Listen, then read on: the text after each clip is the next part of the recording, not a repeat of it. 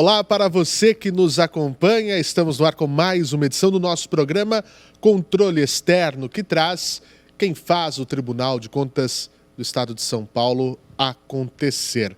Nós gravamos sempre aqui no Auditório Nobre Professor José Luiz de Anhaia Melo, na sede do Tribunal de Contas do Estado de São Paulo, bem no coração da capital paulista. A transmissão deste programa acontece pelas redes sociais do Tribunal, sobretudo em nosso canal no YouTube, que convido você a conhecer, a se inscrever, a compartilhar os conteúdos, reportagens, notícias, a transmissão das câmaras e também do Pleno e muito mais. O dia a dia do Tribunal você confere por lá e também nas nossas redes sociais.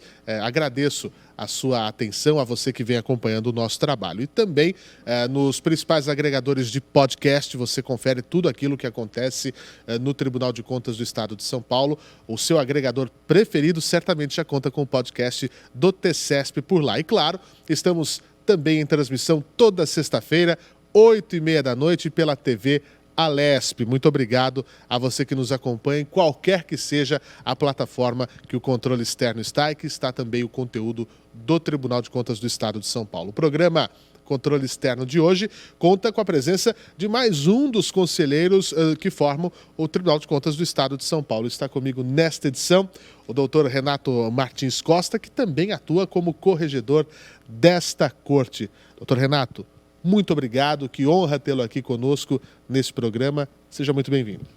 Muito obrigado, Fernando. A honra é minha de poder participar desse projeto, que, em última análise, tem como objetivo a divulgação das atividades do nosso tribunal, a apresentação do que fazemos e de como impactamos positivamente o trabalho dos governos municipais e do governo do Estado de São Paulo por meio da nossa fiscalização. Muito obrigado pela oportunidade. Muito bem. O nosso convidado de hoje traz como bagagem mais de 50 anos no serviço público.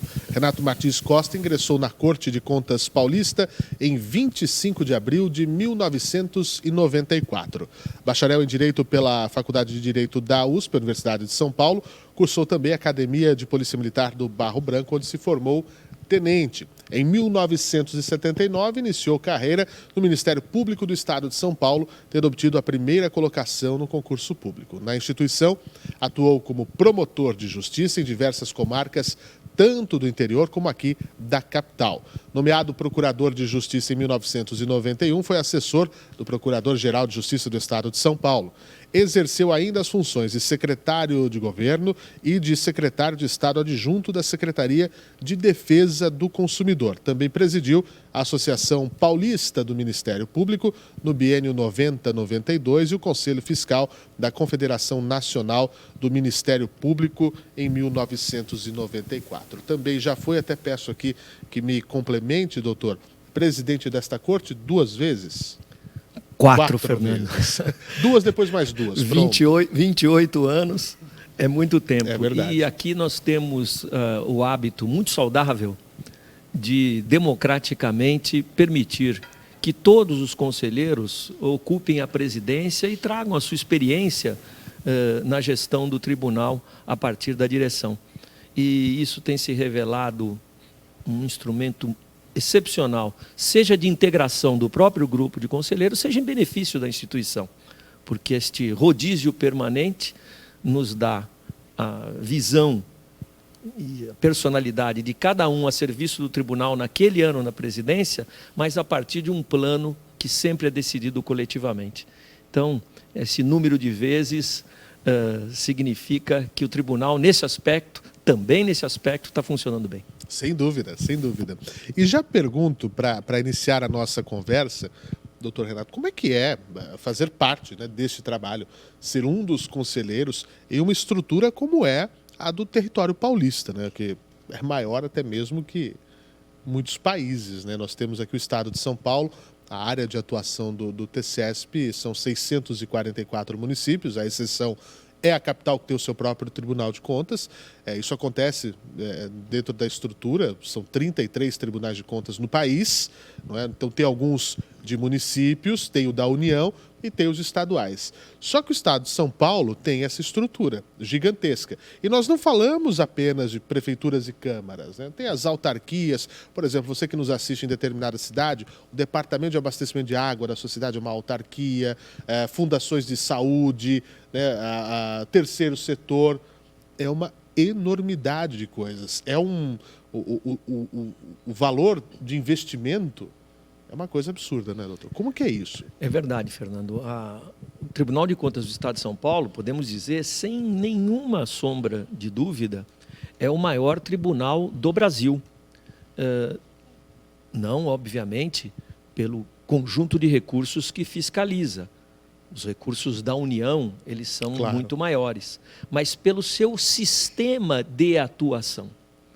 Você lembrou bem que não são apenas prefeituras, câmaras municipais ou governo do estado, mas toda a estrutura que envolve cada um desses partícipes como pessoa jurídica de direito público. Isso faz com que o tribunal tenha, sob sua jurisdição, mais de 3.200 órgãos. Mais de 3.200 órgãos. E nós temos por característica de atuação, cada um deles, no mínimo, uma vez por ano, vai estar o nosso agente de fiscalização presente para checar e validar todos os conteúdos que hoje a modernidade da tecnologia da informação permite, sejam sempre encaminhados a partir de contato online, mas que são objeto de uma auditoria e de uma checagem direta para lá verificarmos eventuais inconsistências que pudemos detectar nessas prestações de contas e nesses dados que são submetidos à nossa avaliação. Então vejam a enormidade do trabalho que nós temos dentro do estado mais rico da federação, que movimenta recursos expressivos, seja no âmbito do governo do estado, seja no âmbito dos municípios, por menor que ele seja, e isso nos orgulha muito trabalhar dentro dessa perspectiva, de que ninguém fica para trás e todo mundo é importante. E essa questão que o senhor traz, doutor, é bastante importante, dessa presença hoje no digital, com quase 30 anos de casa. Como é que o senhor vê essa evolução, né, do fazer da fiscalização propriamente dito? Hoje nós temos aplicativo, nós temos as fiscalizações ordenadas, que foi uma das coisas que mais me chamou a atenção quando cheguei aqui ao tribunal. Uma evolução muito grande no como fazer a fiscalização, e isso é bom? Isso é absolutamente extraordinário.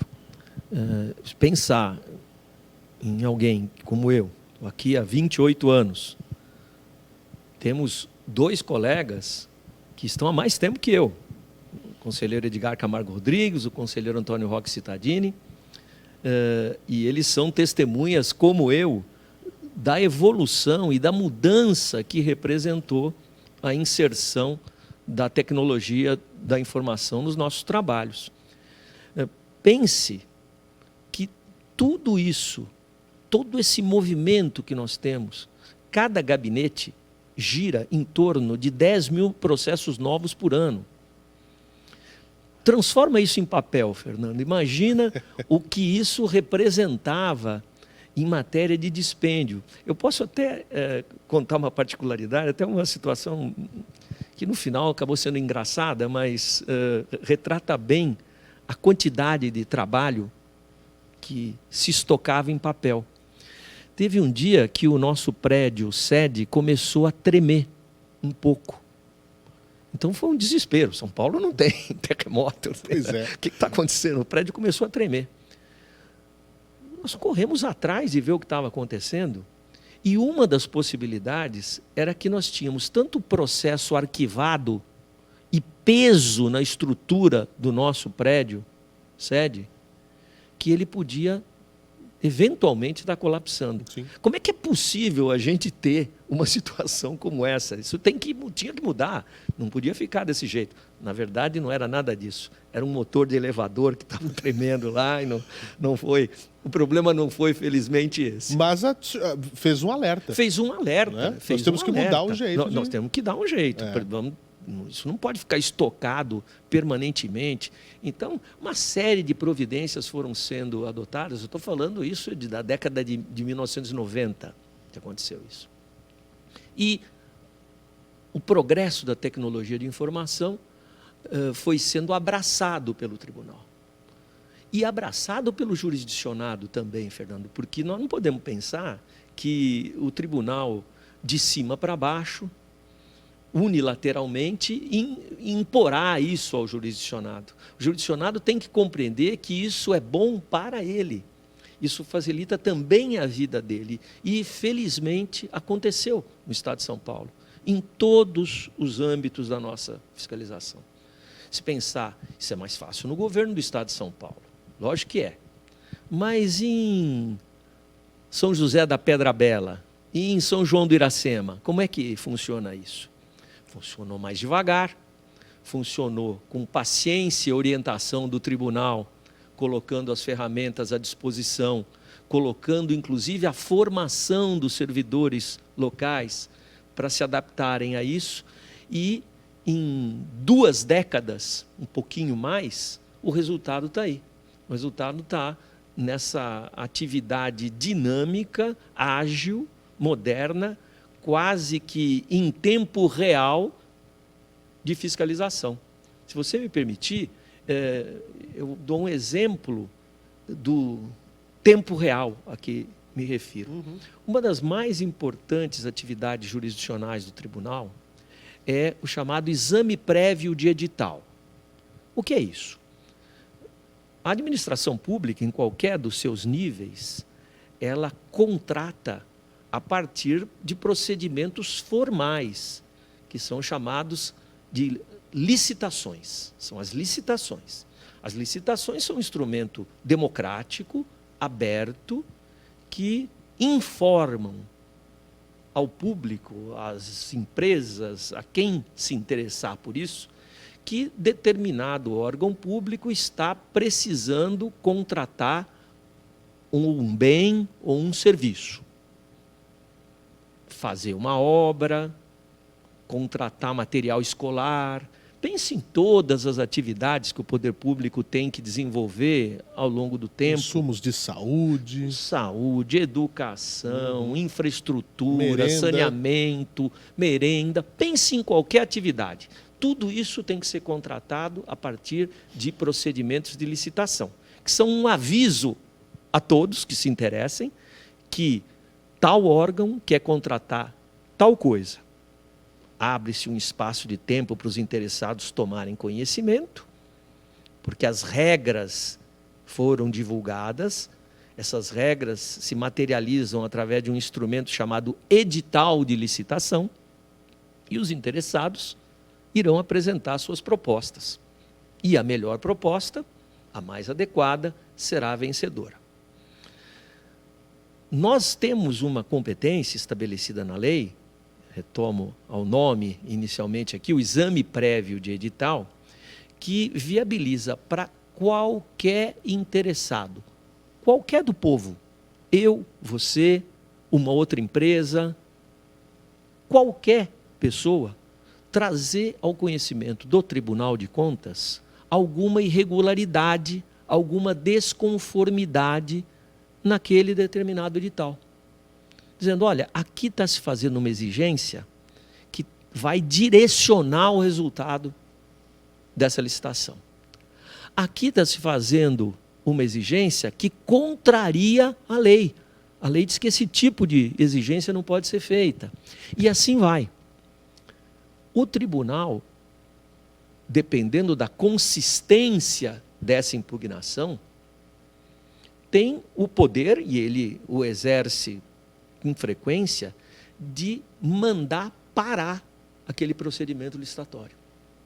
Você para tudo, essa impugnação aqui ela, se for verdadeira, realmente confirma que há uma ilegalidade, você, órgão que está licitando, me preste informações sobre isso. Me diga por que essa exigência está sendo feita, por que você acha que ela é legal, que ela é adequada, que ela atende ao interesse público. As informações são prestadas, o processo é submetido a um rito de instrução, que significa órgãos especializados na área jurídica, na engenharia, na economia, além do Ministério Público de Contas, em todos os casos, e da Procuradoria da Fazenda do Estado de São Paulo, nos casos da administração pública estadual, coloquem a sua opinião sobre isso. O conselheiro relator do processo elabora um voto e submete de imediato esse voto ao plenário do tribunal. E tudo isso, Fernando, meus amigos que nos dão a honra de acompanhar essa nossa conversa, tudo isso acontece em, no máximo, 30 dias. Então, veja a rapidez e a importância desse instrumento como instrumento de cidadania, instrumento de equilíbrio de mercado, instrumento de atuação jurisdicional do tribunal, contemporâneo com o fato que está acontecendo. E, como regra, o tribunal atua sempre na fiscalização, já que ele é um controle externo à administração pública, ele atua na fiscalização a posteriori. O ato é praticado com toda a liberdade pelo administrador e depois nós vamos ver se ele tem adequações ou inadequações. Mas no exame prévio de edital, nós fazemos uma fiscalização e um controle contemporâneo.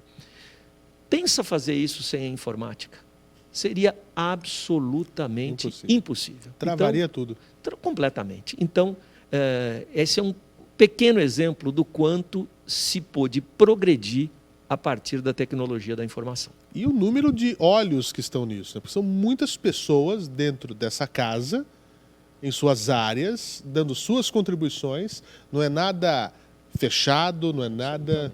Isso é muito, muito importante. E falando de evolução ainda, doutor, eu gostaria de saber, do ponto de vista justamente do agente público, né? Como é que a gente analisa a evolução das contas públicas com o passar do tempo, do zelo dos gestores com aquilo que é público, com os investimentos que devem fazer? Isso também acompanhou ao longo do tempo o administrador público, como o senhor bem disse, né? Ele está lá, total liberdade para fazer, etc.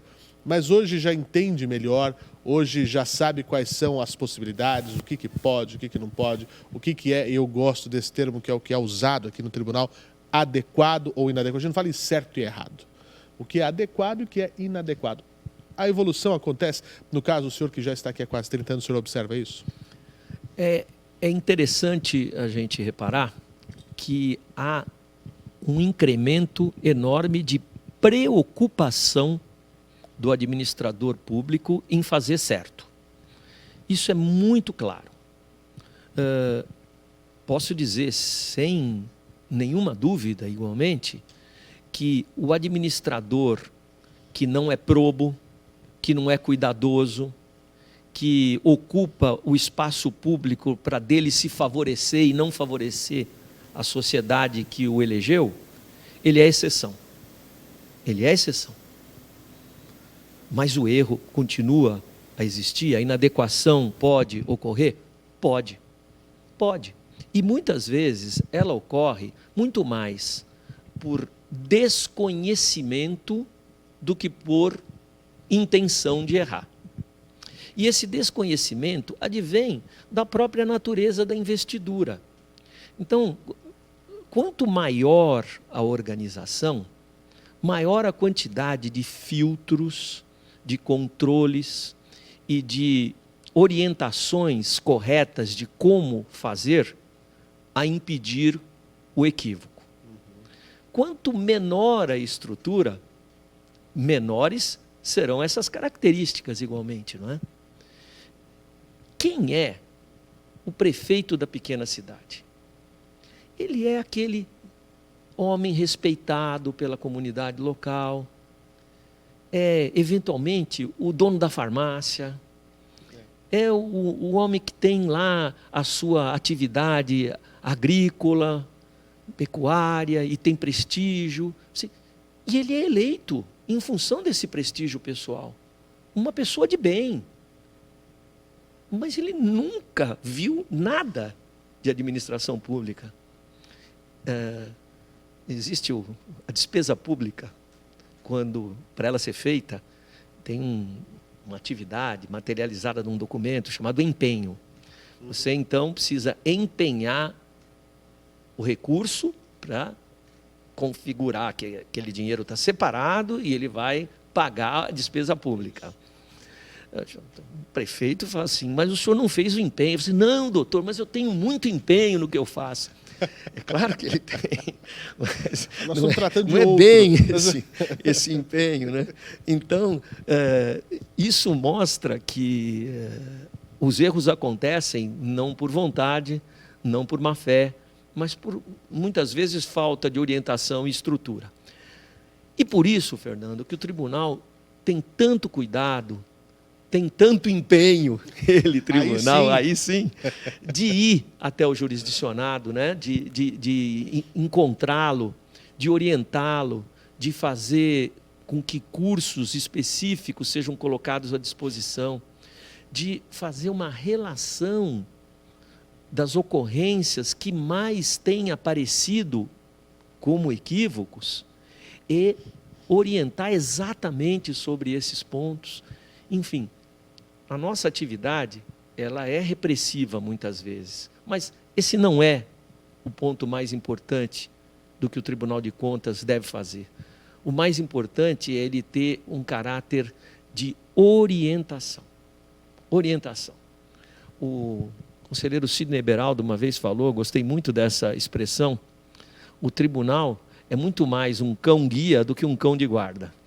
Ele está muito mais para orientar do que para punir. Vai punir quando necessário. Vai punir quando se apresentar a situação em que isso seja incontornável, vamos dizer assim.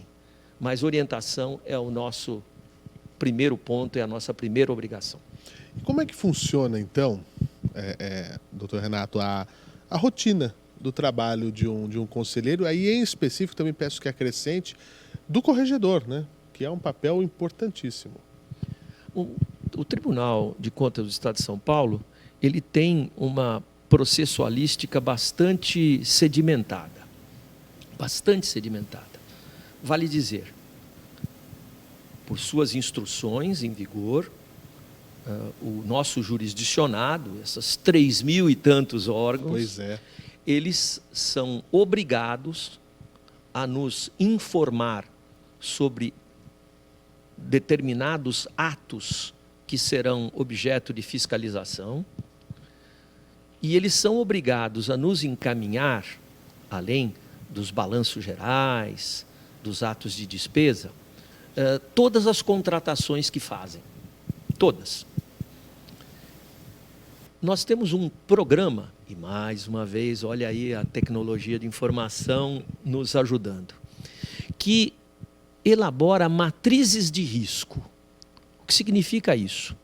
São 50 e tantos itens que a experiência tem demonstrado que, se eles aparecem, há chance de ter problema, há chance de ter erro. Quem vai olhar a presença de cada um desses itens da matriz de risco é a máquina, é o computador. Os contratos, portanto, eles já vão ser selecionados a partir dessa matriz de risco. Um segundo tipo de contrato, esse sempre vai ser fiscalizado pelo tribunal. Parcerias público-privadas, as PPPs, as concessões públicas, os recursos que são passados ao terceiro setor, às organizações sociais, seja na área da saúde, da educação, da assistência social, por sua relevância. Contratos que, por seu valor, têm que ser acompanhados pelo tribunal. Por exemplo, é possível o tribunal não acompanhar uma obra do metrô? Uma nova linha da CPTM? É impossível. Uma nova linha da MTU? Não. É uma obra de gigante impacto. São obras gigantes demais para não serem acompanhadas pelo controle externo. Então, tudo isso forma essa massa, né, de processos que serão objeto de decisão. Aqui no Tribunal de Contas do Estado de São Paulo, nós temos vários níveis de decisão. Alguns processos têm como julgadores os nossos auditores. Nós temos um conjunto de 7 auditores altamente qualificados, admitidos por concurso público, que têm determinadas competências de julgamento. Outras competências são dos conselheiros, cada um de nós, 7, individualmente, tem a competência de decidir determinados processos por decisão singular, por sentença. Tanto as decisões dos auditores quanto a dos conselheiros proferidas individualmente, todas podem ser objeto de recurso, óbvio, porque sempre tem que ter um duplo grau de jurisdição. Todos nós podemos errar na nossa decisão e o nosso jurisdicionado tem que ter o direito de recorrer. Então, das nossas decisões singulares, seja de auditor, seja de conselheiro, cabe recurso para câmaras. O tribunal funciona com 2 câmaras, cada uma delas com 3 conselheiros. Essas câmaras têm, então, competência recursal das decisões singulares de auditor e conselheiro. E tem competências originárias, pela importância do tema ou do processo, para julgar outro grupo enorme de processos. Destes competências originárias das câmaras, temos que ter duplo grau de jurisdição também. Cabe recurso para quem? Cabe recurso aqui, para o Pleno, por conjunto de conselheiros presidido pelo presidente do tribunal. O presidente do tribunal vota apenas em caso de empate na votação.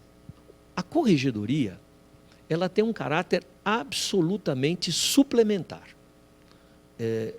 Por quê? Porque, como ela tem um titular certo, aqui no Tribunal de Contas do Estado de São Paulo, nós valorizamos, e acho que fazemos muito bem fazer isso, nós valorizamos muito mais o relator individual do que a figura de um conselheiro especificamente considerado que é o corregedor, né? O corregedor é para situações absolutamente excepcionais. Então, é muito mais importante que cada um tenha a sua atividade como relator respeitada. Até porque, Fernando e meus amigos, o Tribunal de Contas do Estado de São Paulo, ele tem por característica a distribuição completamente impessoal dos processos. Eu não tenho a menor ideia dos processos que eu vou relatar que serão distribuídos para mim. Sim. Isso é um programa de computador. Mais uma vez. Este programa, inclusive, não é da nossa TI, porque aí você pode dizer, mas quem faz a TI é o próprio tribunal. Esse programa não é da nossa TI, esse programa é da Prodesp, da Companhia de Processamento de Dados do Estado de São Paulo. Então, nós não temos a menor ingerência nesse programa. O processo chega, é dado todo o tratamento da sua admissão, da sua formalização, e aí ele vai para a máquina. E a máquina, pelos critérios que a Prodesp estabelece, aleatório, de repartição equânime dos processos, aí ele será distribuído para alguém. Então, eu acho um sistema absolutamente democrático, muito bem concebido e deixa, como tem que ficar, a figura do corregedor um pouco mais para baixo.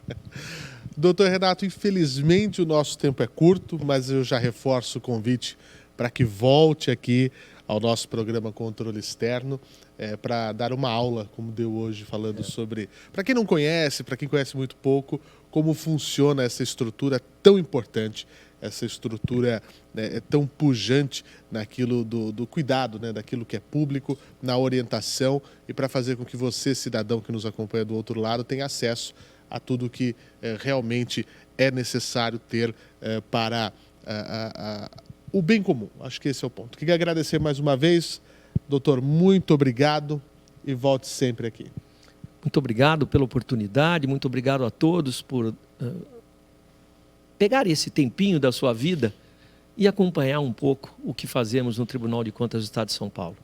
Temos várias mídias abertas, inclusive ao público, para apresentar sugestões, reclamações, denunciar problemas, e acredito que essa é a nossa obrigação. Muito obrigado, Fernando, pela oportunidade. Obrigado, doutor, e a você que nos acompanha, também o nosso agradecimento.